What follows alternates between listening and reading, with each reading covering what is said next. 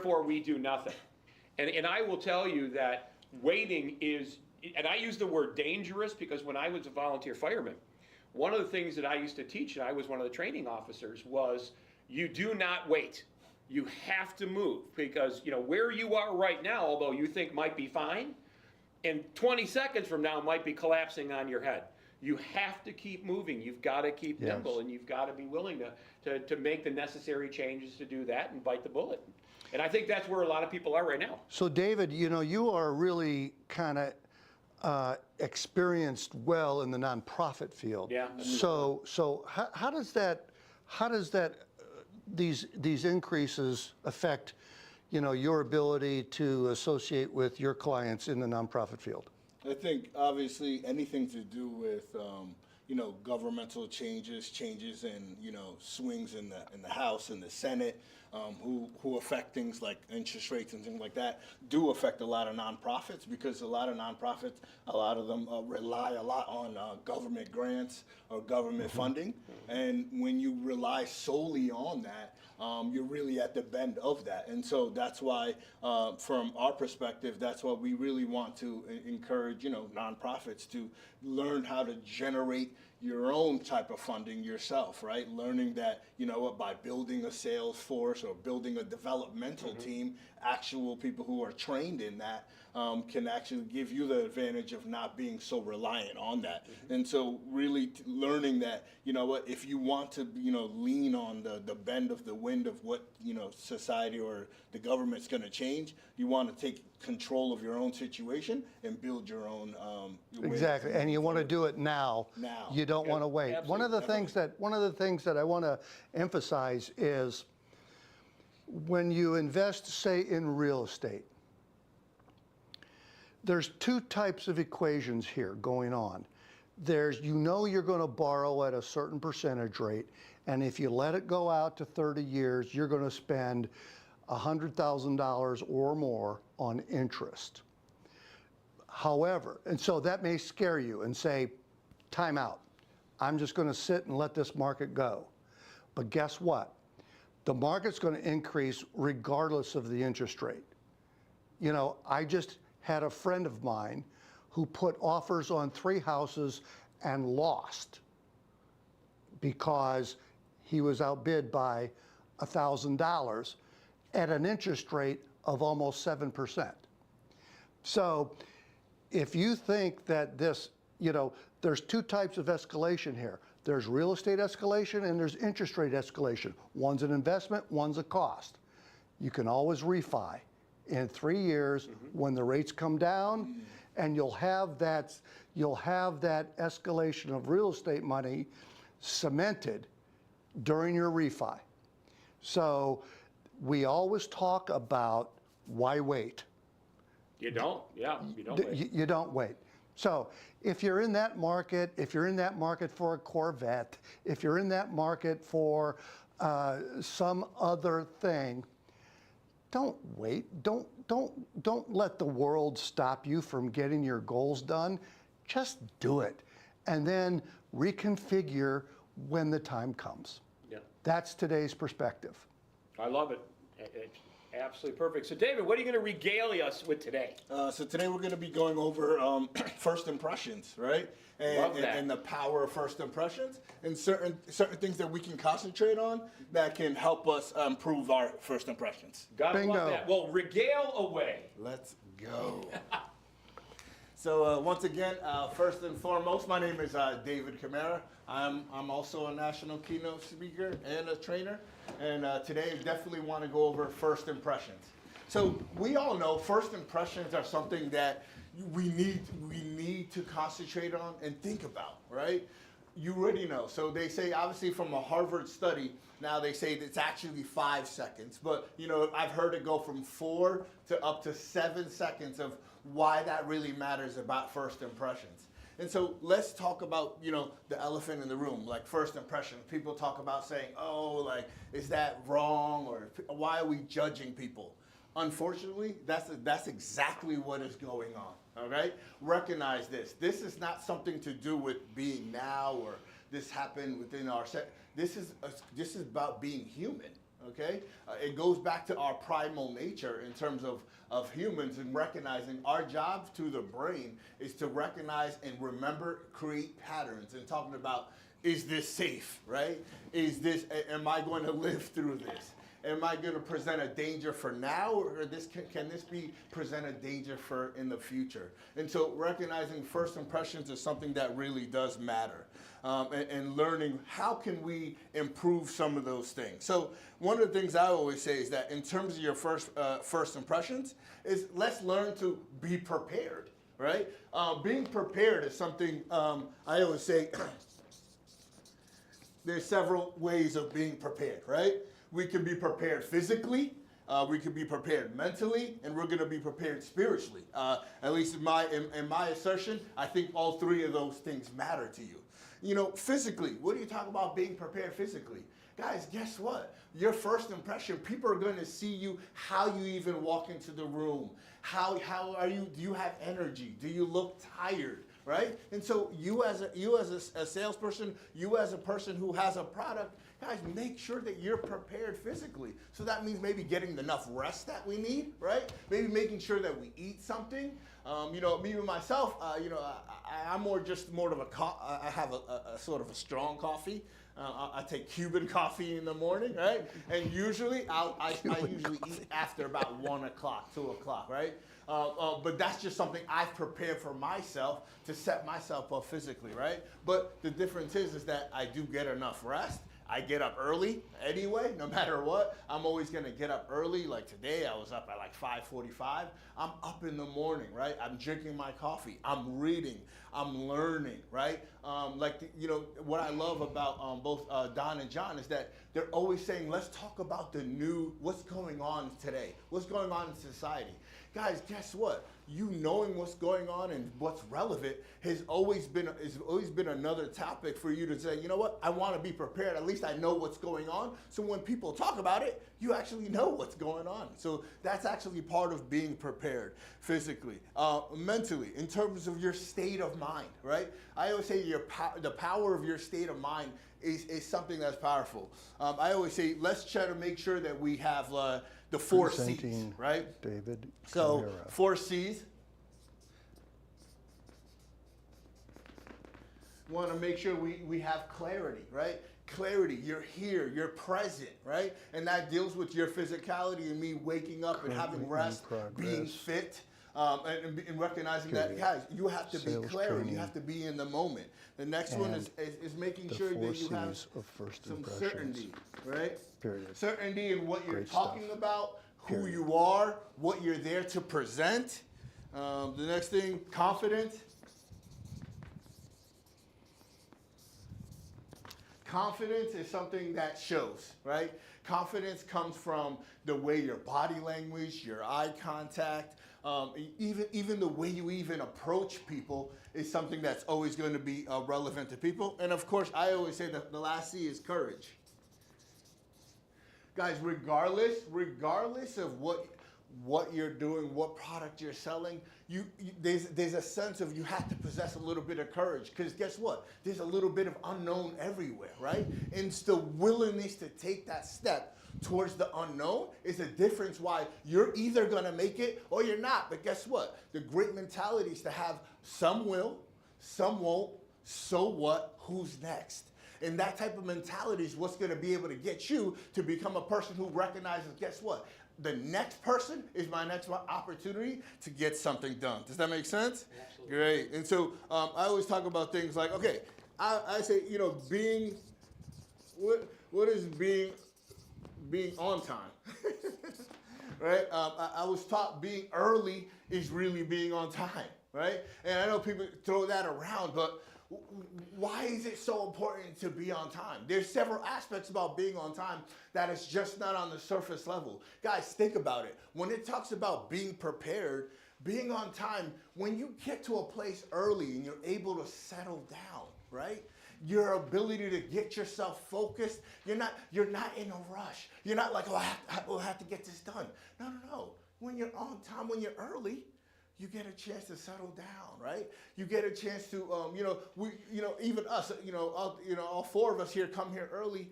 when we're here early enough, guess what? I see people getting coffees, we have other conversations, but what does that do to your mind? It settles you down and puts you in a state of like, okay, comfortability, right?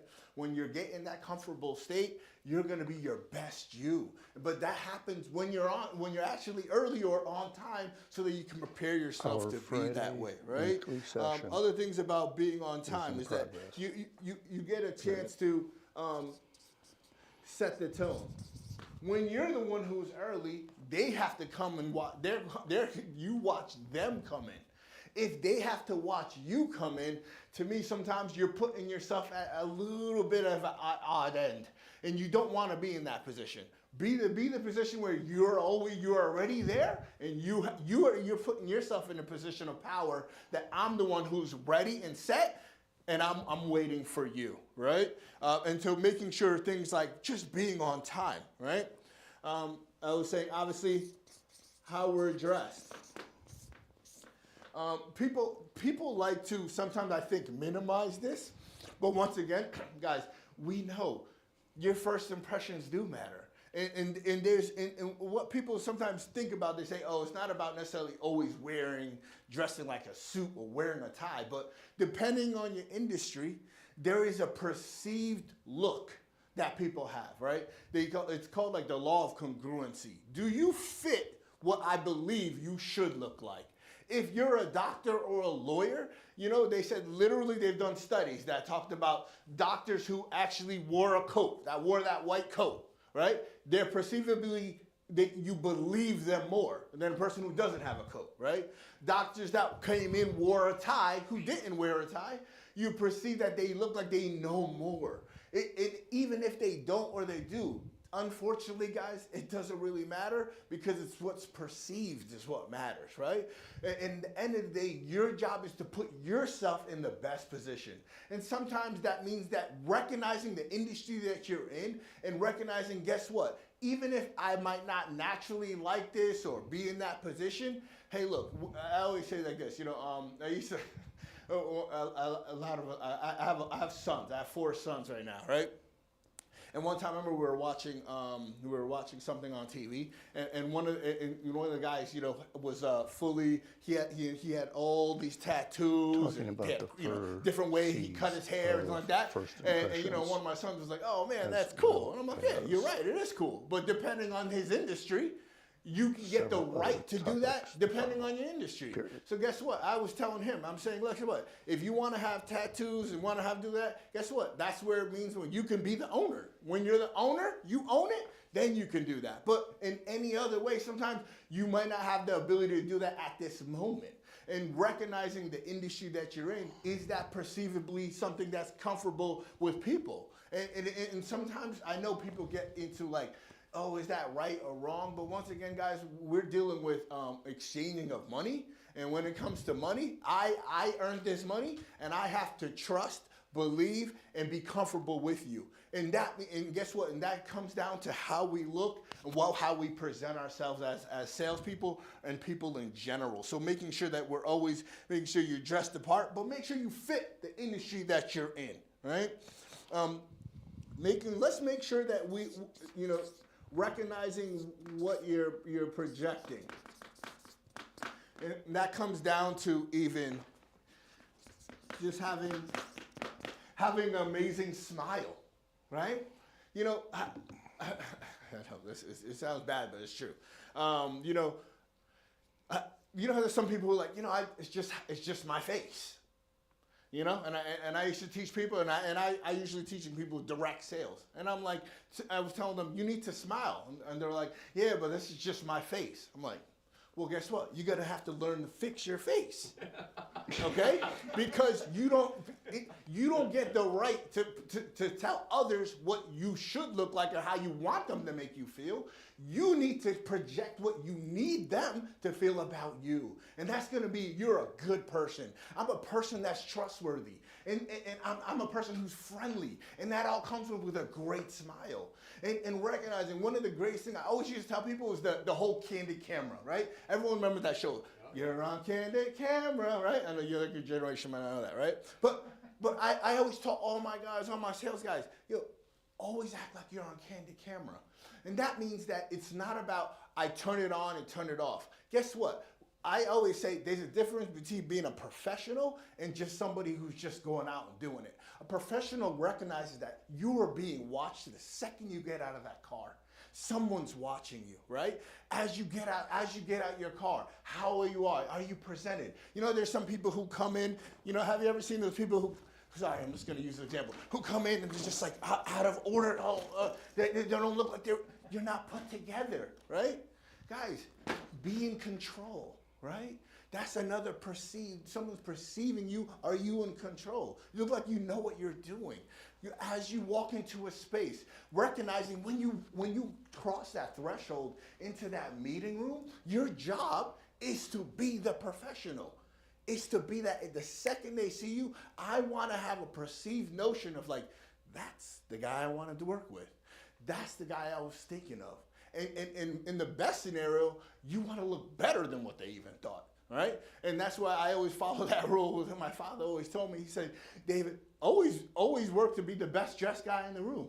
Just never be the worst dressed in the room, okay? Because you never know who you're ever going to meet, David, and you never know what that opportunity is going to mean for you in your future. And so recognizing that every moment we have an opportunity to create an amazing, great first impression, right? Other things that we want to work on in terms of doing that, right? Actually being engaged, okay?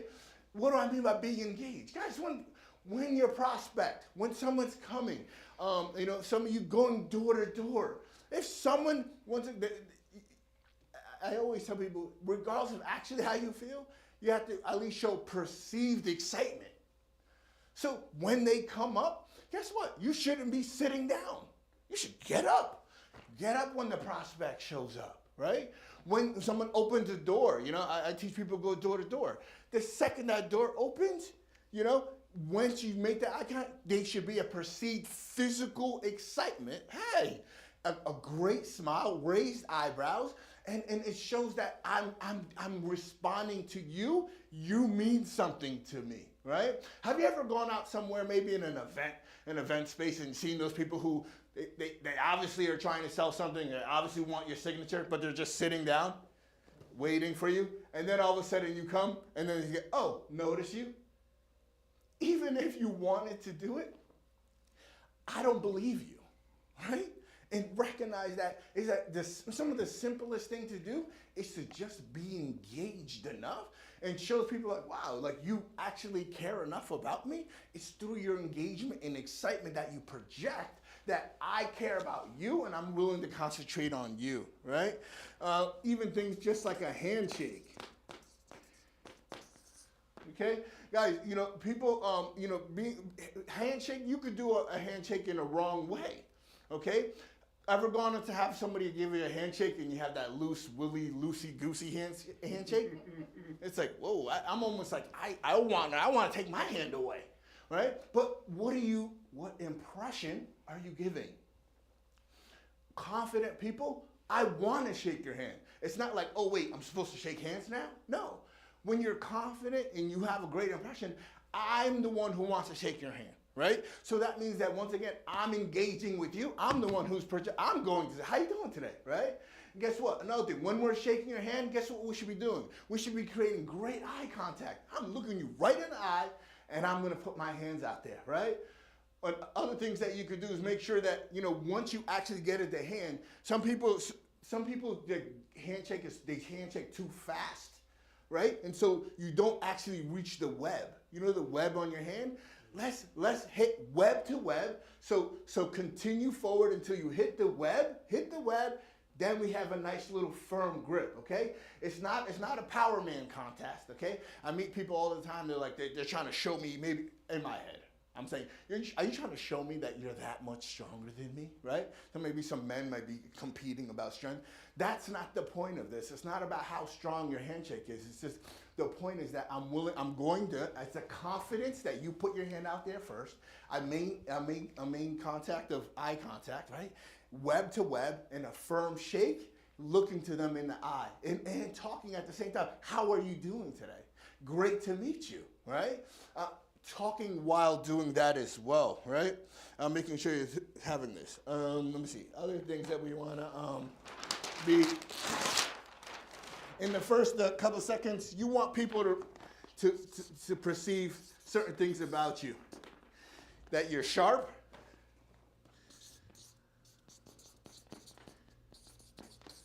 You possess enthusiasm, and that you're an expert. Okay? You want to be sharp, you know? Sharp people, it's even the way you respond to questions. Even how you respond to, how you doing? If you're sharp, hey, of course, I'm great, how are you? Sometimes it's like that slow reaction, not responding appropriately. Learning if I'm excited, if the prospect's exciting, being able to recognize, my job is to mirror that excitement as well. That shows I'm sharp, I'm on it, right? When you project this thing that I'm being sharp, means like I have problem solving skills. This guy probably is the type of person who's probably gonna be able to help me, right? Enthusiasm, okay? Enthusiasm is attractive. Okay? And enthusiasm does not necessarily mean you have to be bouncing off the wall. I always say it's almost like in my head I'm saying it's a controlled, bottled fury of enthusiasm. It's you want them to recognize that my excitement for who I am, I know who I am, I have identity in who I am, but I believe in what I'm doing. That transfers as enthusiasm. And enthusiasm, in reality, I always say, the definition of sales is really a transfer of enthusiasm from one person to the next. But you need to possess it first. And enthusiasm, it implies belief. If you don't believe in your product, why should I? But how do I tell that you believe in it? Enthusiasm, your excitement when you talk about your products. Learning that even with your tonality and when you're talking, you know, how you modulate the way your words are going, you know, making sure that we're not just staying monotone the whole time, changing speeds. Sometimes when you lower your voice a little bit, it causes people to want to lean in and listen to you, right? Or when you speed things up, people say, okay, it sort of gets them, okay, what's the next thing we want to listen to?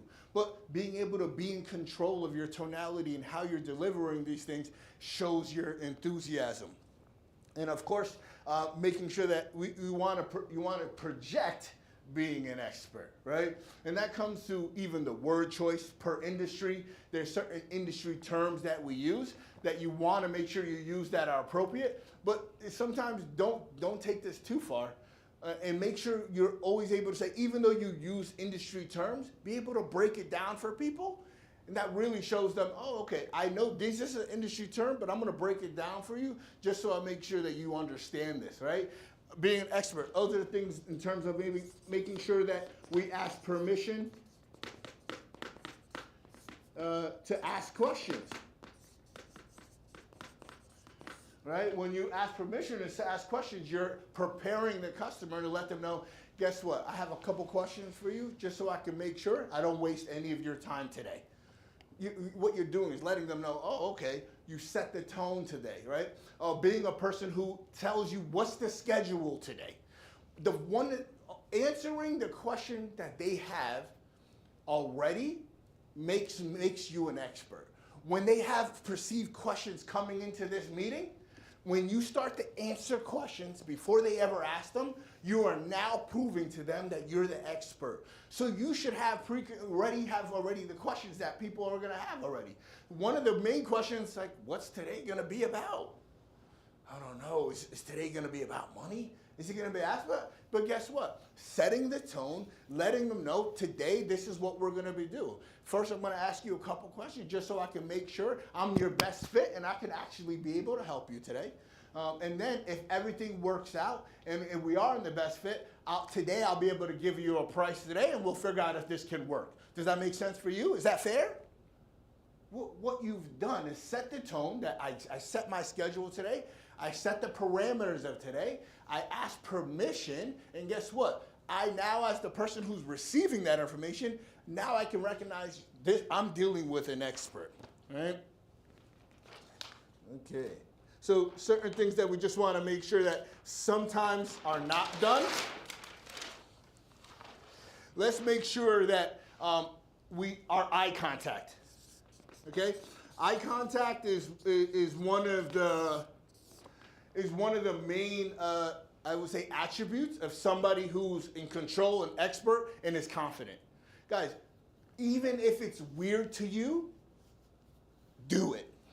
Okay, making sure that you're the one who's maintaining the eye contact shows that you're the one who's going to be in control. Okay, even when you're talking to an expert, they're actually judging your eye contact, right? And making sure you're doing that, right?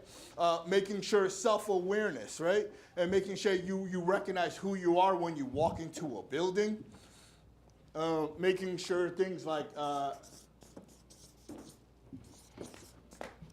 we were talking about another thing to make sure you do is following up with people, right? How many times have you given your business card out, given a number, or even if you don't want to do it, if you want to do it, like always, as always, Don always says, say yes to everything. That means also follow up with everyone, even if you're not going to do business with them. What does that do? It sets the impression that I'm dealing with a professional and I'm dealing with an expert. So these are some things that can make your impression and put you in the best position. Excellent. That was fabulous. Yeah. Fabulous, fabulous. And I will tell you that, now I want to like abandon the session that we're going to do, and I talk about this because this is so critical. And one of the things that your dad said, that my dad said as well, is you never know if the next person you meet might change your life. There was 1 minute before I met David. There was a minute before I met John. There was a minute before I met Simona or Larry, or anybody, my wife. There was a minute before, and you never know if that next person might change your life. And that's why it's so critical to always be prepared, especially in a selling situation, because we use one of the languages that I use the word predatory. Now, I don't want that to be negative, all right? Because when you say it, people think, well, that's negative, that's bad. No. But if you think of a shark, for example, and it's Shark Week. I'll have my Shark Week t-shirt on, by the way. I already got my Shark Week t-shirts on. Love Shark Week. But one of the reasons I think sharks have been so successful as a species is they swim and they eat and they make baby sharks. But they have one filter. Is this good to eat? That's it. That's their filter. Is this good to eat? So no matter what they come up to, they smell it or nibble it or take a bite. It's like, is this good to eat? In a selling situation, we're very much the same way. Is this person an opportunity for me? Now, if you embrace that concept, then you want to be prepared for every time that an opportunity presents itself, right? You want to have business cards. You want to shave, comb your hair, take a shower, wear a tie, be out in the world, because again, you never know if the next person you meet might change your life. So that was excellent, David. Absolutely excellent. A couple of points I want to remark upon, David, is number one, I wish I could wear pink, because if I do, it'll look like my high blood pressure is just going through the roof, so I can't do that. So you look tremendous, by the way. Yeah, Mrs. Zavis gave me a pink shirt one time, like I'm not wearing it. She goes, it's not pink, it's Dusty Rose. Now hold on, here's how stupid I am. I'm like, okay, it's Dusty Rose, right? I go out and be like, why are you wearing a pink shirt? I'm like, it's Dusty Rose. They're like, no, it's not, it's pink. But anyway, when it comes to his point about taking notes and requesting permission to take notes, that also has, what that also conveys is a genuineness. Absolutely. In your interest for becoming their solution provider. Yeah. And so when you actually ask to take notes, and they will always say, of course, and then you start taking notes, that conveys a genuineness that most salespeople will never, ever get. So it's a very important point. Absolutely. I wanted to take that up. Yeah. Follow-up also. Yeah. Follow-up is something that, gosh, it's so commonsensical to do, but so often we fail to do it in a timely manner. We always find something else to do. Always. And follow-up is really, really critical, because that, once again, that conveys your genuineness. And if you ever want to become the status of a subject matter expert, genuineness is going to be the foundation of that. And so, so take notes, ask to take notes, get permission. Of course, they're going to give it to you. Take the notes in a very serious way. Don't mock it. Right. But just take good, genuine notes, and then follow up in a very strategic, timely manner. And guess what? You'll be the subject matter expert before you'll ever know it. Absolutely. All right. Absolutely. All right. So my session is called Slingshot. And the idea of a slingshot as a selling technique requires a little bit of preemptive conversation or explanation. So when I was 12 years old, I decided I wanted to be in martial arts. And there happened to be a judo facility right around the corner from us, and my mom was very supportive in the things my brother Dennis and I wanted to do, and she always said, well, at least try and see if you like it. If you do, great, and if you don't, nothing ventured, nothing gained, you gave it a shot. And I remember, so I'm with a group of beginners, and they were everyone. They were from 10 years old to 16. And I'm 12, so I'm kind of like in that middle section. And I was tall for my age, so when the sensei was kind of dividing people up, he put me with a 16-year-old kid that was every bit a foot taller than me. And the first thing I went in is a self-preservation, like, well, this is a bad idea. This kid's going to, kick my ass. He goes, doesn't make any difference. I'm like, well, how can that not make any difference? He goes, doesn't make any difference. If you understand judo, size is meaningless. In fact, a larger opponent is actually to your benefit. And I'm like, really? So he pulls me out the side and he says, here's what I want you to do. When that person comes towards you, the natural inclination is to get away from, don't touch him, don't grab him, you don't want to do anything. He goes, here's what I want you to do. Didn't tell the 16-year-old kid this. He goes, when that kid rushes towards you, you grab him by his gi, and I want you to throw him over, just throw him. Just throw him. Just step out of the way and help him propel. Actually grab him and make him go faster. I'm like, well, that seems like a bad idea, but okay, I'm going to give it a shot, right? Sure enough, this kid charges after me. I take one step to the right, I grab him by the gi, and I launch this kid. Now, right then and there, you would have thought I was Mr. T, right? Because now, in my mind, it doesn't make any difference what size was. And I went to a very successful judo career, and then went through Aikido, which I absolutely loved. But it's the basis for today's session, which is a slingshot, because it's the same concept. As people come towards you, your natural defensive posture wants to put up that barrier, right? Yeah. It's like as somebody comes towards you, you want to, again, repel them back. But when you understand the slingshot concept, or the phraseology that we use is called respond and prospecting, the idea is as people come to you, they are actually doing all the heavy lifting, right? They're trying to develop a relationship with you. They're trying to get on your radar. They're investing the money or the time or the effort. They're doing all the heavy lifting in order to get on your radar or establish a relationship with you. So when I developed this concept, probably the better part of 10 years ago, it was really based on an adjunct of people who decided they wanted to get into prospecting. But they would say, I don't know who to talk to.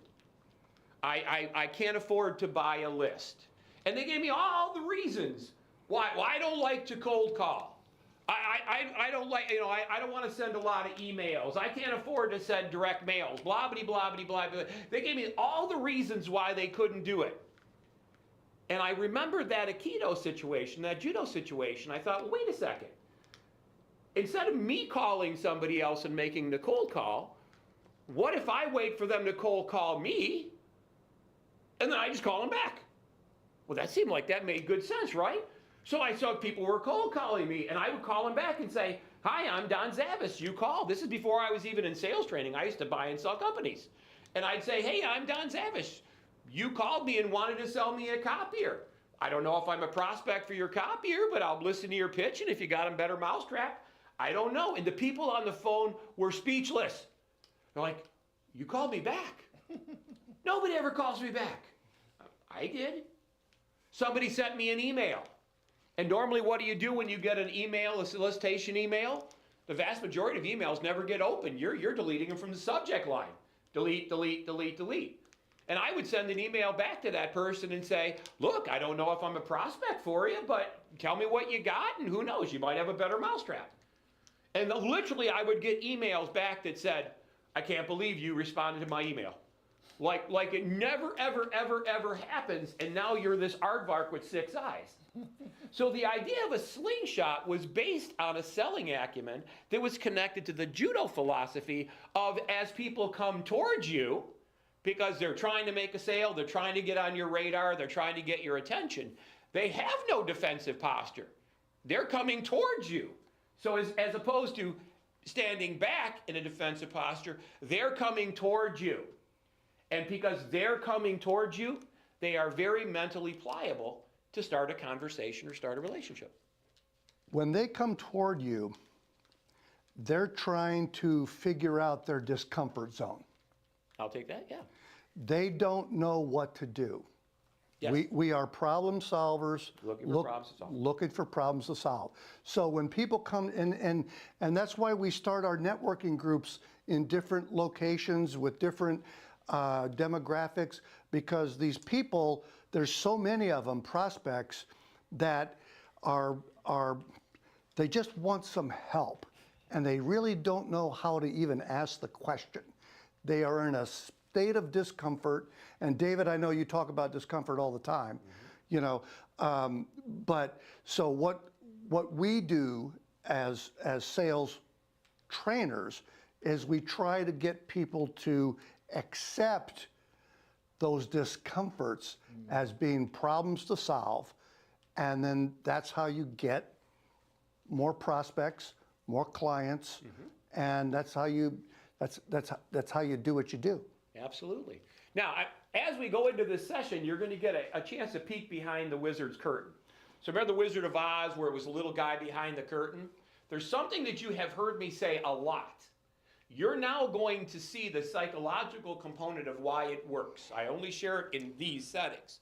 You'll hear me say it in networking and in other places, but you're going to hear the reason why it works as we go into the session. And I'll stop and I'll point out for those that are taking notes, this is what I want you to write down.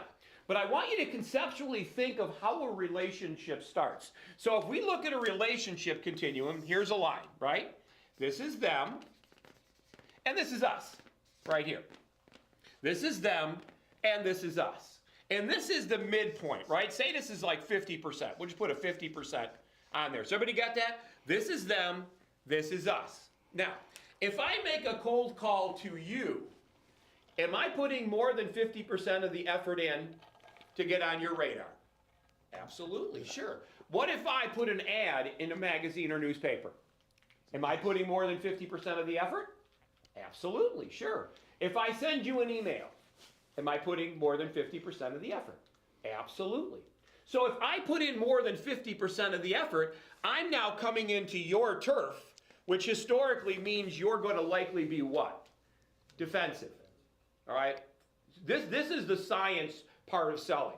All right? So if I'm coming across that 50, I'm cold calling you, I'm sending you solicitation emails, I'm putting ads in papers, whatever I'm doing, if I'm putting more than 50% of the effort, you will likely create some kind of a defensive posture.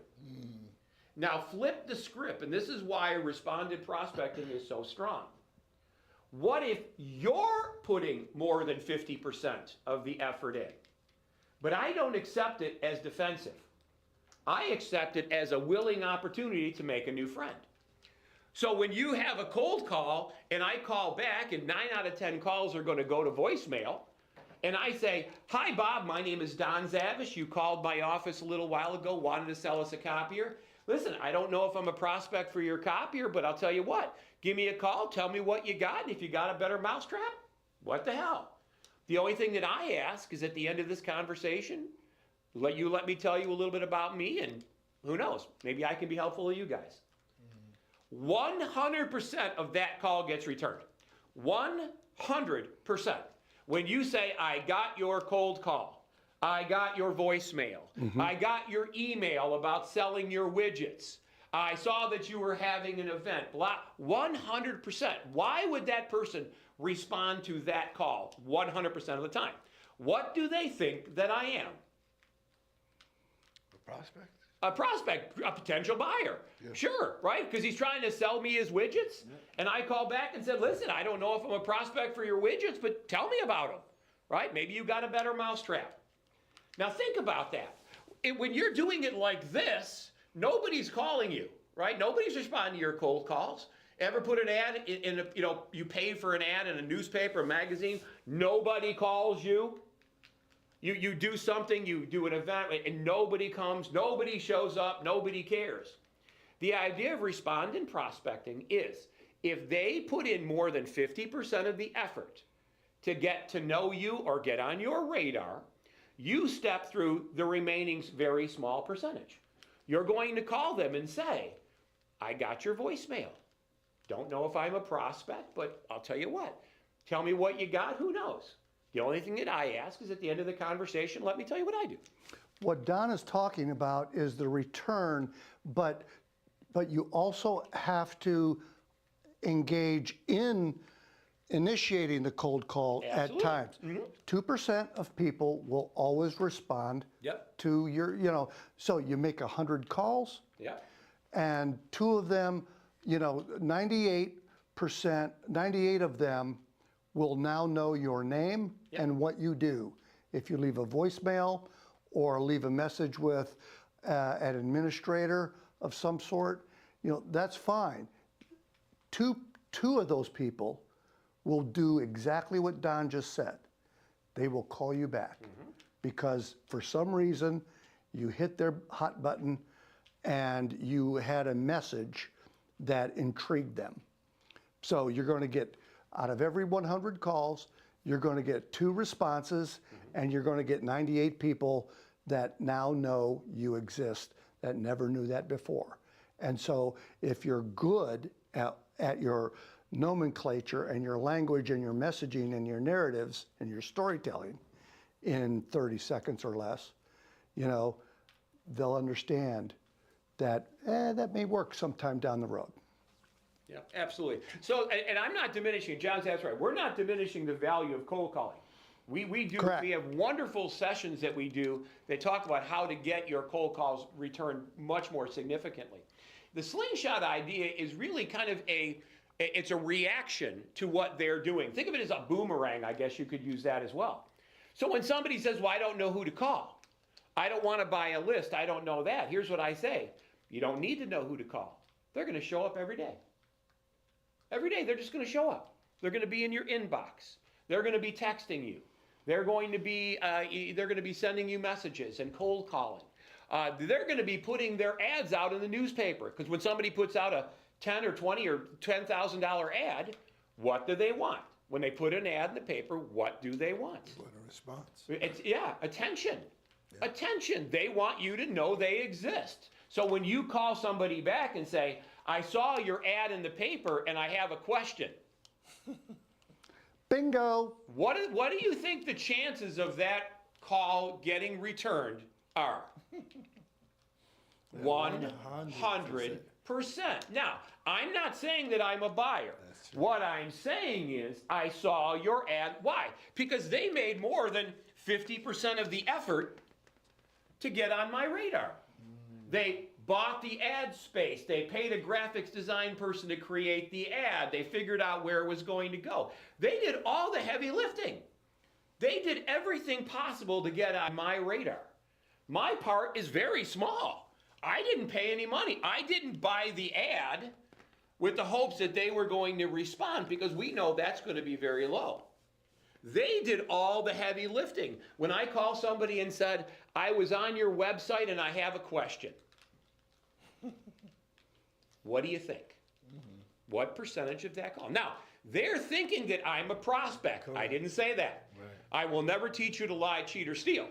What I will teach you to do is get color right up to the line, because when I leave a message, what is my one and only goal when I leave a message? To get a call back. Exactly, to get a return call. Now, I won't lie, cheat, and steal to do it, but when I say I was on your website and I have a question, and if I was legitimately on their website and had a question, being honest, I was on your, what you think the question is absolutely up to you. There you go, yeah. So the idea of respondent prospecting, a boomerang, a slingshot, is a way that you never have to kick in your prospecting mode. Most people think of prospecting as, hi, Mrs. Jones, you want to buy aluminum siding? Hi, Mr. Smith, you want to buy aluminum Yep. siding? That's not it. That's the worst way to prospect. Why? Because I'm now going past the 50% mark, and now I'm going into their territory. And now their defensive posture is up. Right? There was a big deal back in the 70s and early 80s when fax machines first came out. We'd get there in the morning in the office, and there'd be 20, 30 literal faxes, literally just on the inbox of the fax machine. We were going through those thermo reels literally every 3 days, completely. None of these were solicited. They actually passed laws that said you can't do that anymore because you were wasting all these money, all the money for people that had to buy all the ink and cartridges. Imagine hypothetically if your printer automatically printed the 300 messages you get. And the first ones didn't even chop. Yeah, exactly. They just came off on a roll. Exactly, You were sure. looking at like 30 feet. Yeah. So now, again, understand the dynamics of people thinking. If they're going to put all the effort in, or the vast majority, or clearly more than 50% of the effort into it, I just go the rest of the way. But the caveat that most people don't understand is that when I say, and at the end of our conversation, regardless of how it comes out, would you be okay if I told you what I did? Now, think about that little line. That's what I wanted right here. My goal all along was to get people to talk to tell them what I did. Exactly. And when I started with the let me tell you about me, it falls on deaf ears. When I start with let's talk about you, and at the end, now, are there times when I buy from people and they don't buy from me? Absolutely. Are there times where that they buy from me and I don't buy from them? Absolutely. Are there times that neither one of us do it? Absolutely. But in this particular session, your goal is to have meaningful conversations in the simplest and easiest way possible. You've never, ever, in my experience, when you do that technique and when you just announce right up front, sure, tell me what you got going, let me know what you're up to, and then let me explain my world for a couple of minutes at the end, I've never heard a no. Never heard a no. The only way this stuff doesn't work is if you don't use it. Yeah. Now, if you understand, so let's go. I mentioned about the Wizard of Oz thing, so let me now pull the curtain back. So when you hear me say the words, I say yes to everything. I say yes to everything. Does that mean that I buy everything? No, of course not. I say yes to everything. Doesn't mean that I buy everything, but I do buy a lot. But I generally will only buy a lot if it in fact is a better mousetrap. But see, the problem being is most people never create this scenario. They'll talk to someone who sells something that they already buy. And they say, oh, I already got that. Right? Like a copier, right? So we've got a beautiful copier in Michigan. We love it, right? It was very expensive. It does 9 zillion, quinzillion things, and it's very cool. But if you call me and say, I sell copiers, what I'm going to not say is, well, we already got a copier, not interested. Because that's what most people say. But what if this guy actually has a better mousetrap? What if he, in fact, has a better copier? Well, see, I'll never know that because I cut him off at the knees coming over. But what I'll say is, well, I'll tell you what. Got a copier right now that we're happy with. It's a Minolta, right? It's blah, blah. It does everything we want. But I'll tell you what. Give me your pitch for a couple, 2-3 minutes, and maybe you got a better mousetrap. I don't know. But I'm willing to listen to your pitch. Think of Shark Tank. Why Mark Cuban's got $10 billion. Why in the world would he want to listen to these dumbasses? Right? You got $10 billion. If I had $10 billion, I would lay naked on my pile. Right? Now, there's been a couple of people on Shark Tank that weren't dumbasses. And here's the thing. Exactly. Perfect. It's like we do this professionally, right? Because here's the thing. He never knows if the next person he talks to might be the next $10 billion idea. Right. And he's willing to give them a little, not a lot. He's not like, let's get together for, let's have a sleepover at my house. No, right? But I'm willing to give you a little bit of time because you, in fact, what? may have the next great idea. You might not, but I'm willing to give you a little bit of time. And that idea of I say yes to everything is based on this ideology. Because what I'm saying is that you're going to put more than 50% of the effort developing this relationship. The first 45 minutes of that hour conversation is you pitching me. And I think that I win both ways. Here's how I believe that I win regardless of the outcome.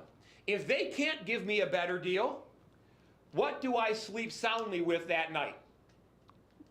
The confidence that you have already made the great decision.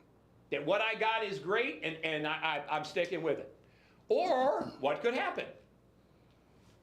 Change. In fact, they have a better mousetrap and now I gave them the opportunity. And they may take you out of your copier lease and bring you a whole new copier. Absolutely. More updated technologically. Better price, better features. But see, most people automatically say, well, I already got a copier. I already got car insurance. I already got this. I already got this, right? Oh, no, I buy this from the guy down the street. And they lose the opportunity twofold. A, to potentially get a better deal for themselves. That's the I say yes to everything. But they now lose the opportunity to let me tell you about me. Because when I say yes to everything, doesn't mean I buy everything. I say yes to everything. What am I guaranteeing in every conversation? This little bit of time here, when I get to tell them about me in a situation where there's no defensive posture, there's an open willingness, right? Because they see me as a buyer. They see me as a customer, right? They're not defensive around me. Why? They're as open as you could be and possibly be. They're an open book. They'll tell you about their family, their friends, their kids, their hopes, their dreams, their aspirations, blah, blah, blah, hobbies. You'll get everything. But if I started and said, listen, would you sit down for 45 minutes and let me tell you about me? What do you think most people are going to say? No. This is all I ever wanted. This was all I ever wanted. Even in this situation. I didn't want 75. I just wanted a little bit, but I couldn't get it. Because their defensive posture won't let me get it. So what sounds very philanthropic and very open when I say, well, I say yes to everything. Right? It sounds like, oh my God, you're the greatest guy in the world. Mm-hmm. Don't tell anybody. Right? Go back to predatory. Now, does that in a bad way? Again, I'm not saying that's a bad way. But what I'm saying is that we've created a scenario where I can have virtually everyone willingly and openly allow me to pitch them. Hear you out, yeah. And one of the things about that I want to make sure everybody understands, even though you say yes and you get this entire model, which is perfect and fantastic, mm-hmm. and you decide not to buy, you can leave the conversation saying, thank you for all of those elements of input that you gave me. What is your perfect referral client? You can become a referral person, to that engager. And if you engage him or her from a referral standpoint, they'll talk more mm-hmm. about what they want and how they can do it. And so now if you present the notion that you can refer one of your colleagues to that person, then that's still no heavy lifting. Mm-hmm. But it's really, really engaging. Yeah, absolutely. In fact, this is the only time you're going to tell somebody no. They're going to fall all over themselves to thank you. Fall all over themselves to thank you. Don, I really appreciate it. Thank you for being so open. Thank you for being so willing. Thank you for giving me a chance to share this with you. Again, in my world, I want them to sell me. I want them to sell me. I go into the conversation saying, Bob, I hope that you sell me. Now think about that. If you're a salesperson and the guy sitting across the way from you says, I hope that you're going to be able to sell me, but what would have to happen for you to sell me? You, in fact, would have to have a better mousetrap. Right. And if we find at the end of our investigation, our time, our conversation, you, in fact, don't have a better mousetrap, they will fall all over themselves to thank you for giving them the opportunity. Thank you so much. Thank you for the time. I really appreciate it. Hey, we couldn't get this one today. And I say, you know what? There's a million people out there, right, that I know. Maybe I can refer you to somebody else. And Bob, remember in the beginning of the conversation where I said, we'll talk about you, but at the end, would you be okay if I told you a little bit about what I do and what a good prospect for me looks like? They follow, oh my God, yes, yes, please tell me about you, right? And they're writing copious notes. Oh yeah, who do you want, right? And blah, blah, blah, blah, blah. You'll never get that in any way other than this. Because most of us don't have a process that is really just absolutely bulletproof.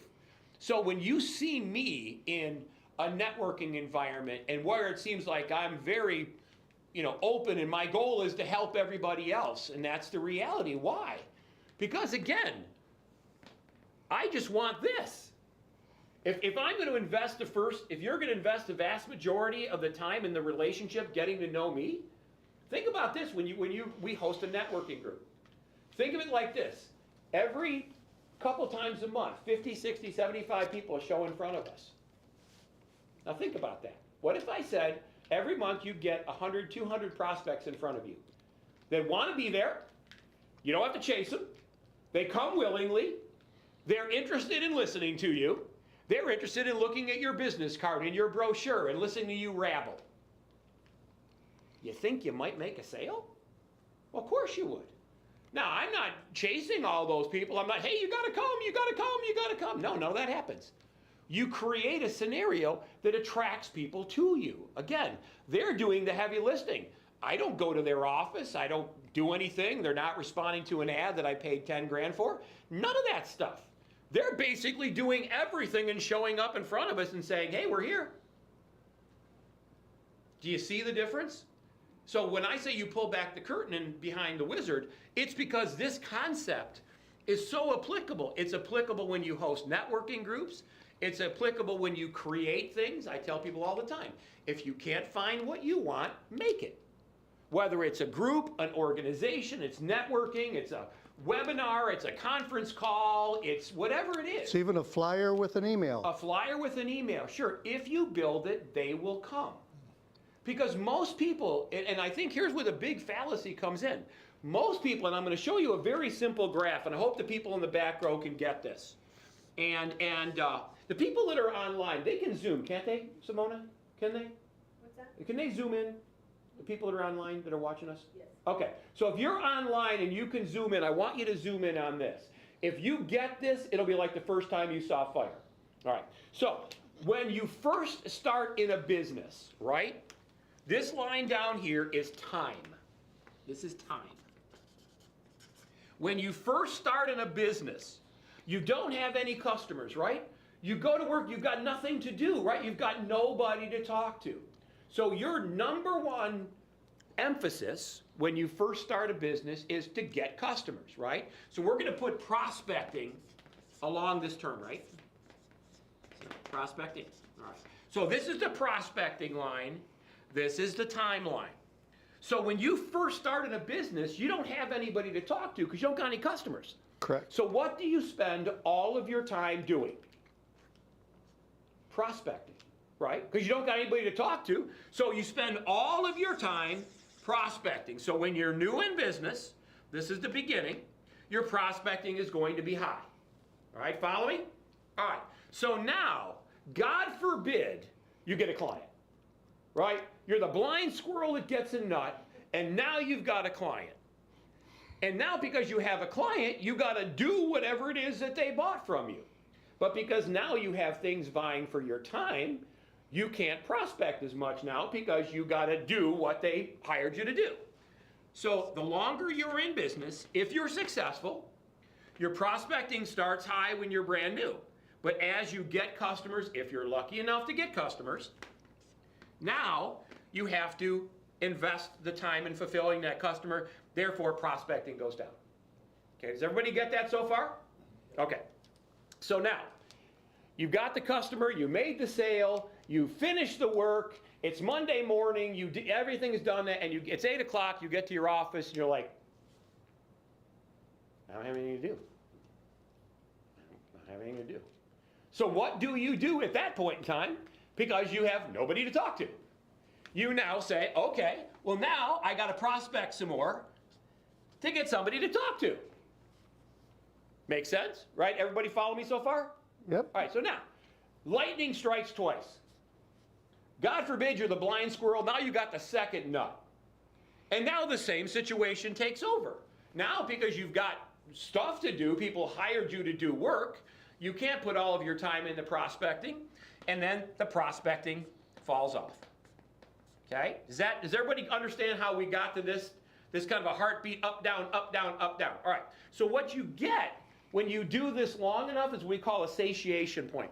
What a satiation point essentially means is it's a minimum place where you have to go to. Because it'll do this pretty closely to the same thing, right? So maybe this is 100 calls a day, and maybe this is 5 calls a day. But there's a certain minimum threshold that you really can't go below, or your business is going to fall apart. And that's why you have this kind of a heartbeat, up, down, up, down, up, down. Make money, I'm rich and poor, I'm rich and poor. Right? That's the problem around most prospecting, especially for people that are solopreneurs. What do they call them? Solopreneurs, entrepreneurs, people that kind of, one-man shows and things like that. So let me complicate this one more way. Fire away. We love complication. I want another vertical graph called referrals. I'll take the referrals in a minute. Absolutely. Yeah, just bring it right up here. Yeah, we could do that too. Yep. And so basically, there's going to be an inverse relationship. If this is referrals, then there's going to be an inverse relationship between your prospecting going down and if you do your job right, your referrals going up. And that's what we're going to talk about right now. How does it go up? And this is the most elusive thing people have. Now, go back to the beginning of the conversation. Most people said, well, I don't know how to prospect. I don't know who to talk to. I can't afford to buy a list. I can't do this. I can't do. They give me all the reasons that they can't do it. So the tool that we have, so those that are writing it down, I want you to write this down. CS to SC. Just write it down like that. CS to SC. What CS stands for is customer service. What SC stands for is sales call. Because what normally happens to most people is because they start getting business, they start getting customers, they start getting clients, that much of their day that was normally spent for prospecting. Remember, we first got started, we had nobody to talk to, all we did was prospect. And then we found clients, right? But then we couldn't prospect because we were fulfilling the need of the client. And then we kind of bottomed out, that job's done, I got nobody to talk to, what I gotta do? Gotta prospect more. The idea of customer service to sales call was built on the ideology, again, this is the science of selling, right? Most of what John and I and David talk about is really more steeped in psychiatry and psychology. We're applying it to sales, but it's very steeped in psychology and psychiatry. So, when you take care of somebody's problem, all right, they had an issue, you took care of it, right? Now they're happy, they feel better, they're relaxed, their problem is solved, everything is done, and they love you.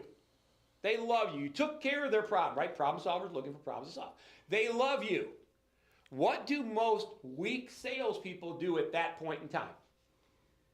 They say, thank you very much. I'm glad that I can help. You've got my phone number. If you ever have a problem, just call me. Goodbye. And now you have this person that is filled up with love for you. You just let them go. You're just letting them go.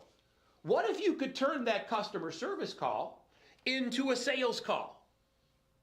And this is what it sounds like. Gee, Bob, I'm glad that we can help you. We always stand behind our product. You've got my home phone number, my cell number, my office number. If you ever have a problem, call me. But I'm glad that you called. Sorry about that. But I'm glad that you called because I was meaning to call you anyways. We got a new Nimbus 3000 coming up. You got 30 seconds longer. Now, I've done this 1,000 times. You know what they say? Absolutely. Why? Because I just took care of their problem. They love me. They love me. Whatever the customer service problem, whatever the issue was, I've now taken care of it. So they have a very positive feeling towards me. So when I say, listen, but I'm glad that you called because I was going to call you anyways because of blank. And what you want to have is you want to have 6 blanks. You want to have a half a dozen things you can pull out of your quiver that connect with this sales call, right? You want to be able, because each person might be different. So maybe you have a client that loves getting their charts done. and they call you because of some issue, and you say, listen, I'm glad that I was able to help. I'm always here for you, but you got 10 seconds longer because I was going to call you anyways. We're doing our new 2024 charts. Now think about what would happen if you remember this, because when you made a sale, right, it went down. And then it went up. It's that heartbeat. But in this ideology, every single call that's appropriate is a sales call. What do you think would happen if 90% of your calls that were just generally customer service, never talked about making more sales or anything like that? What do you think would happen if you started doing this? You think you might, I don't know, make another sale or two? I'm going to tell you, you're going to make a lot. And that's not just for the people that are customers. If I'm talking to my buddy at the bank, see, I personally feel that every person that does business with me owes me. It's in their best interest for my guy in the bank that I make more business. Why? Why is it in his best interest? They make more money. Absolutely, sure, I got more money to deposit. It's the same thing with the car dealer, right? When I buy my vet, this guy's going to pay for my vet. He doesn't know it, right? Because I'm going to say, listen, I expect you to give me tons and tons and tons of leads. You talk to a lot of people in business. All these people want improved sales. I'll buy the vet from you, but this is what I expect. I better hear something from you each and every month, or when I buy my next vet for Mrs. Zavis. Who's not going to get the business? You, because there's an infinite amount of people that will take your money and do give you good service. I want you to take my money, give me service, and I want you to give me the means by which I can make more money. So when you think of it like this, every customer service, I'm talking to my friend, my brother, anybody else, I'm going to put a sales call component on every single call. Now, if I would talk to John 5 times in a day, I'm not going to do this 5 times, right? I might do it the first time or the second time, but if you don't have to do it every time, but most people never do it. They never ever do it. They're more than happy to get off the phone and leave this open. Let's talk about why this will work. And that's the distinction between sales. All buying is what? Emotional. Absolutely. You know, so all buying is emotional. Yep. So the sales process is about the escalation of emotion. That's what makes a close, because you've escalated the prospect into whatever realm that you can do, and they say, okay, that's me. Customer service is the de-escalation of a problem. So they are on the flip side of each other. So customer service is solving a different type of problem and engaging in de-escalation. Sales is trying to escalate. So when you are in a customer service call, you are de-escalating, you are solving a problem, and guess what? That's moving yourself into a new escalation. Yeah, they're positively emotionally charged. They love you. You fix whatever their problem was. Because think of it like this, that exact same customer, if I called him out of the blue, remember? Now, he calls me with a problem. Is he investing more than 50% into that conversation and effort? Absolutely. If I called him and said, hey, Bob, we got some new widgets, I want you to buy them. What do you think he might say? I guess he could potentially say yes, right? But because I'm now going towards him, he's like, hey, Don, I'm really busy. Call me next week, we'll talk about the widgets. But now he's calling me with a problem. He's calling me with a concern. He's emotionally charged, and people buy emotionally, they justify it intellectually. It's the exact same situation. I take care of his problem. He's investing more than 50% of the effort. All I want is this. Bob, I'm glad that you called. I had something come across my desk, and I immediately thought of you. You got 20 more seconds. And having done this 1,000 times, you know what they always say? Sure. Because they're happy. You've done whatever it was that they were concerned about. But if I would have called him and said, hey, you got some time to talk about my new widgets? He's not emotionally charged at that point in time.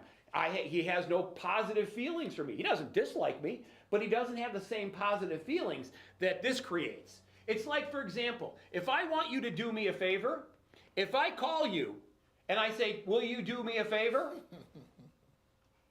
right? It's like when it's like when people need to move, right? When they want you to help them move, right? They're like, hey, can you come on over and help me move, right? I might be there. Yeah, a year later you call to say, hey, can you help me? Oh, dude, I'd love to, but my back and the scars, right? No. If I want somebody to do me a favor, I don't call them and ask them for the favor. What I do is I wait for them to call me, ask me for something, of which, if it's possible, I'll absolutely do, and then I'm going to go to that last 25%. Now, how are they going to say no to me when I've just now taken care of their problem? So when you understand human dynamics, everyone given a certain set of stimuluses will respond a certain way. We're applying the psychiatric components to a selling situation. But I will tell you, if you do this, 100% of your customer service calls, the things that waste you money, the things that are not allowing you to prospect, now allow you to prospect. And now you're doing with the person that wants to hear it. All you got to have is 5 or 6 great arrows in your quiver to talk about. We're doing charts for 2024. We're doing end of the year things. We're doing, whatever it is that's appropriate for you. You want to be able to have in your quiver. So after you take care of their emotional need, again, they're investing more than 50% of the effort. So when I say a boomerang or a slingshot or something to that regard, this is an enormously powerful tool because there is no psychological defense against this. And the only way this doesn't work is if you don't use it. So I want to make sure, and again, when I say there's no defense, I don't mean in a mean mind control way or anything like that. The idea is if you understand human dynamics, if you understand how people react, given a certain set of stimuluses, right? This is a master class in understanding people and making sales. That's why our clients double and triple their business. Why? Because this is the kind of stuff we focus on. And when people see this for the first time, they're like, I'm not kidding. It's like they saw Flair for the first time. All the jaws drop and everybody's like, and a lot of people go, oh my God, you did that to me. And I'm like, you're damn right. I absolutely did that to you. Why? Because I know that it works. So David, why don't you come on down? We'll kind of go through the calls. Go ahead. Just had a quick moment of seeing fire. Yes. Because I have occasionally clients will call and they'll ask about their account. Yeah. And of course, I dread that because I'm thinking, oh, I got to look all this up and really get back to them. But instead of dreading that, maybe I can just always remind myself, hey, would you want to upgrade your account? Absolutely. Bob, And go from customer service. Bob, I'm glad that you called. Listen, I got a question. Right? For 2024, we're going to be adding some new products. Right. We're going to be adding some new services. Right. The price is going to go up a little bit, but we've got some great things we're adding. Can I run them past you and get some feedback? Now, how is Bob going to feel? He's going to feel honored because wow, Larry wants my opinion. Right. And you tell him, yeah, we're going to do this, we're going to do this, we're going to do this, but the price is only going to go up 5%. Are you on board for 2024? Now, here's a guy that now you're telling him it's going to be more expensive at a time when you were worried about telling him how much it is now, right. And he's going to be like, oh, yeah, 5%, that's great. Yeah, that's some great stuff. And it's more positive, yeah. And because, again, when they're mentally pliable, when you help people, when you've done something to people, they're mentally pliable. Not in a mean way. Because I know people are going to respond and it's like, well, that's terrible. That's like mind control. It's not. It is an understanding of how you work with people. And because, again, I believe that what we do is incredibly important. The reason they're calling you because they still have a problem to solve. Right. So solve it. Yeah, tell them. But the caveat is, again, yeah, Bob, I'm glad that you called. I was going to call you anyways. Do you have 3 minutes more? And again, because you've taken care of their problem, they're comfortable with you, they're again, mentally pliable, mentally positive about the relationship, then you say, I was going to call you anyways, do you got 20 more seconds? And blah, blah, blah, and then you tell them. Now, that word, I'm glad that you called, right, you can say that 15 different ways. You can say, I'm glad that you called, I was planning on calling you, I got your number right here on the desk. You don't want to say the same words, because then it sounds contrived and planned. But the idea is that every time you have that interaction, you now want to turn that interaction into something that is sales positive. And that's why you don't have this heartbeat. That's why it just goes up, up, up, up, up, up, up. Why? Because you don't have the sales heartbeat. You're not getting a sale, and therefore, because you got the sale, you can't prospect anymore. You're prospecting regardless of how many zillions of sales you get. So let's go around the room. Mitch, what'd you get? It's always easiest to do business with someone you've already done business with. Absolutely. I call people if I'm on my game. Right? How's your roof doing? We just had a serious storm, you know, and then they feel the care and concern. And I'm bring okay with up that. Referrals. Right. You know, and it's just a fantastic way to do business. Yeah, I love referrals. It's again, I'm glad that you called. I had a question for you. I was going to call you anyways. Have a referral conversation. Have your yearly follow-up. One of the things I love for people, especially in your situation, when you call them, you've got to have a reason, and it can't sound like sales. You know, you're due for your 90-day follow-up call. You're due for your 6-month follow-up call. You're due for your 9-month follow-up call. And you tell them up front, Mrs. Jones, you're going to get a call from us every 3 months. Or you have a lovely daughter. You have a lovely daughter. Exactly. That's a great song. But the idea is that, so Mrs. Jones, you're going to hear from me every 90 days, and it's going to be just a double check to make sure everything's going good. So when you call them in 6 months, and they're like, man, this Mitch guy's hounding the shit out of me. No, you're just due for your 6-month call. But what it does is it now gives you the opportunity to enter into the conversation. And you've told her up front, so when you do it, it doesn't seem like it's anything foreign. The best thing to do in your situation is great, and we can certainly do it, and there's ways that, just for brevity of time, we can't get into right now. But there are ways that you can have everyone flood you back at the call prior to the monsoons coming up. What you want is them calling you. I want this guy to invest more than 50% of the effort to call me. By the way, I need a roof inspection. He needs a roof inspection, right? But that's the idea, because again, if they call you, they've done the heavy lifting. You didn't get up in the morning and say, I got to make sure I call Pete. I got to make sure I call Pete. No, you don't think like that. You create the machine that now Pete calls you. You don't got to think about it. It's almost like the day opens and here's your prospecting list. It's in front of you. It's on your phone. It's on your text. It's on your email. It's in your newspaper. It's in your magazine. It's on your radio. It's in your television. It's the truck that's driving next to you on I-10. All of these things, the reason they pay all that money to put those big names on the trucks is so you notice them. So when you call and say, hey, listen, I'm driving next to your truck here on I-10, and here's what they're going to say. Are they doing something wrong? Oh, no, they're doing everything great. But I work with most of the blah, blah, blah here in Tucson. I never did business with you. Maybe we should. All right, again, they're paying the money to do it. What'd you get? I like your diagram here. I mean, intuitively, I kind of, knew this was going on, but the whole thing of when you're putting in more than 50%, you're putting them in a defensive position. Absolutely, sure. That's why I'm fabulous at this, right? Because if you think about it, because you're right. No arrogance here. Oh, no. It's only bragging if you can't do it. Herschel Walker said that one time. He was doing an interview. There's nothing wrong with arrogance. Yeah. Bragging's different. And the guy was like, well, geez, that's kind of boastful. And he goes, no, it's only arrogant if I can't do it. I did it. It's truth. I'm fabulous. Period. All right. So the idea, you're right, because the idea is that if I come towards you, a cold call, cold email, networking, whatever, if I come towards you, it's our human, and that's why that first impression was that smile is huge, open posture is huge. Be the first person there. Why? Because they got to come to me. I've got turf dominance. I'm here first. They're going to come and say, am I at the right place? Is this the XYZ? They walk towards me. You think that's 75% of the effort? Because if I walk towards you, what are you thinking? Oh, who is this guy? What's going on, right? No. If they walk towards me, they're doing everything. 99% of the time, if they're walking towards me, they'll speak first. They will speak first. They will start the conversation. No one will walk up to you like this.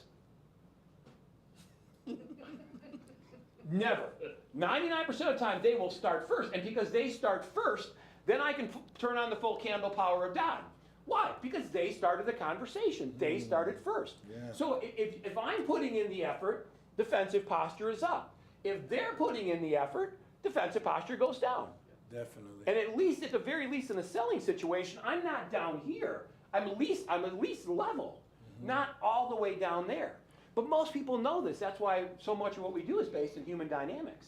And it's an understanding. Again, it's more psychiatric and psychological. We're applying it to sales. Right. Because this is a similar situation. There's a whole psychiatric language that is around what we call territoriality, right? People talking first. People, you know, when you sit down with a psychiatrist, there's a good chance that if you don't talk, he doesn't talk. Why? Because he needs you to talk first, right? He wants to have you take the conversation, not follow up with what he says, right? He may say, what brings you here? An open-ended question with the idea that that may be the only thing he says for the rest of the hour, or she says for the rest of the hour. What'd you get? That kind of judo move of as they come towards you to help propel them in the direction they were going anyway. Absolutely. And I was just trying to match that up with, you know, the times I do get those customer service calls that I used to dread. You know, like, oh, But this is everybody. here's 5 more hours of But- research I gotta do. Yeah, but this is the web guy. So the guy calls you, does your website, Right. same deal. You know, Bob, it occurs to me, you've been doing my website for a long, long time. And there's probably people in your world that would be interested in what I do. And I don't think I've ever asked you for a referral. You know, would you be comfortable introducing me to people in your world that might be interested in astrology? Now, why is it in Bob's interest, best interest, to introduce you to people that could become your client? It just is. Likewise, though. Right, because you make more money, therefore he keeps doing your website. If you don't make more money, what is he not going to be able to do? It's out of business. Make your what? It's in his best interest that you make money, so he makes money. Right. But you have to explain that to them. Yes. Most people are stupid. They don't get that. They don't understand that by furthering my interest, you're furthering your own interest. So if you help me buy a vet, and then you help me buy another vet for Mrs. Zavis, and then you help me buy something else, I'm going to keep coming back to you. Why? Because there's a million people that will take my money and give me good service. Cassandra I did want that. people, exactly. I want people, well, I just bought her a minivan, right? I want people that are going to take my money, give me good service, and provide me with the financial means to buy more. Why? Because it's in their best interest. It's in their best interest to do that. Simona, what'd you get? That it's okay to say yes to everything, but you don't have to buy everything. Absolutely. And then follow up. Absolutely. Say yes to everything, because you never know if that person, in fact, has a better mousetrap. But we're so conditioned that, especially if it's something we already buy. Oh, no, I already got it. Well, how do you know that mine isn't better? Well, you don't, because you never give yourself the chance. Or it might be something you've never done, right? Maybe it's something you've never, ever, ever done. But because you've never done it, you've always felt like you never needed it. No. I will say yes to everything. I will give everyone a modest amount of time to tell me what they do. What do you do, right? And maybe you have a better mousetrap, maybe you don't. But at the very least, I have a back end for me to say, by the way, when we first started talking, you know, if you know, you said you'd be okay if I shared what I do. So regardless of if the first part goes nowhere, that's all I ever wanted, was that little bit where I talk about me. So David, want to say goodbye to the world out there? Yeah, before that, I did want to say that, Yeah. you know, a good analogy to think about this, guys, would be, you know, almost like being like a farmer, right? A farmer has to, before they plant their seeds, they have to till the soil, right? And so what Don is explaining here is another way to look at it is that, you know, you're either going to till, you know, soil that's hardened soil, right, and actually have to do the work. Ooh, I gotta steal it. That's good. Or you're going to till the soil and water the soil. It's a lot easier to plant a seed, right? Yeah. And so by them coming to you, the soil's already been tilled and they've already been watered. Now all of a sudden you can plant the seed. Yes. And so it's our job to be prepare the soil first. So this is just a good opportunity that they're going to come and do the work for you. Yeah, by the way, nature is, we talk about nature in a lot of our sessions. Nature is excellent at this. All right, this is the fish that's not chasing the fish all over the ocean. This is the shark that hangs out on the reef where his favorite meal is, right? They're coming to him on his reef, Yeah. right? All he has to do is be there, right? He's not chasing them all over the ocean. He's just going where they are. And he's just going to sit there, and they're going to come right up to him and ring the dinner bell. So again, the idea is that you want to have that attraction. You want to be, for the people, don't summarily disregard your emails. Don't summarily disregard your phone calls. When you look at a newspaper or a magazine, look at it differently, especially if it's somebody that you can do business with. So you do roofs. So Mitch, if you're looking through a newspaper and you see a construction company, right? They did the graphics, they paid for the ad, they put it in, they paid to get it printed. They did everything to get on your radar so that you saw them. When you say, hey, I saw your ad in the paper, I got a question. Or I saw your ad in the paper, we're roofers. They've done all the heavy lifting to get on your radar. You didn't have to get a list, you didn't have to do anything. They did everything. So when you think about it, your prospecting list or your prospecting process shows up every single day. So John, any final words before we close for today? Yes, follow-up is not one-dimensional. A lot of people think follow-up is, oh, I met this person at a networking, so I need to follow up with them. But that is so singular in its definition of follow-up. You have to follow up with everything, every single day, all the time, with not only your sales calls, your customer service calls, follow-up as attention to detail, and especially when you have people that have already paid you some money, you always need to keep following up with them. Yep. Because it's so much easier to extract more money than the first money. You treat your customers like prospects, And your prospects prospects like like customers. You want your prospects to have that very easy, comfortable dialogue with you like they've been with you for 100 years. And for the people that are existing customers, you earn their business every single day. We're out. So thank you so much, everybody. Go out, do wonderful things. We wish you good selling. Bye-bye.